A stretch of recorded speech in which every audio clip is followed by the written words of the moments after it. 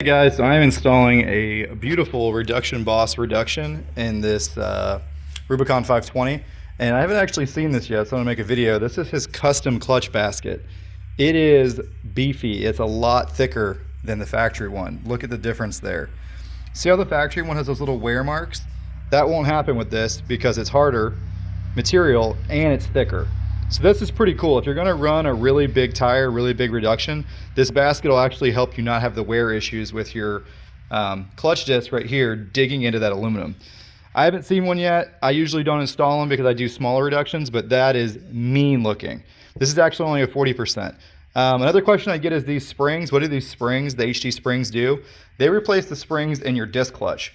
So when you do a gear reduction like this, you have a smaller gear here and a bigger gear here. What that results in is less torque on your centrifugal clutch. So this thing it has 40% less torque through it most of the time, so that's good to go. But more torque on your disc clutches. If you want these clutches not to slip any extra, you have to put heavier springs to increase the clamping force on them. It's pretty simple. On the smaller reductions, like the 15s, the 12s, 20s, you don't really need it. The factory springs can handle it. On the bigger reductions, bigger than 40%, you definitely want to do it. This guy wanted to know his 40%. It's a good idea. It doesn't hurt.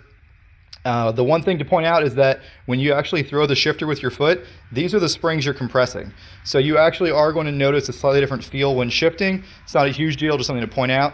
But this is a pretty clean motor in here. There's a little bit of clutch material. We already got most of that cleaned up, but you can tell this thing's never been sunk.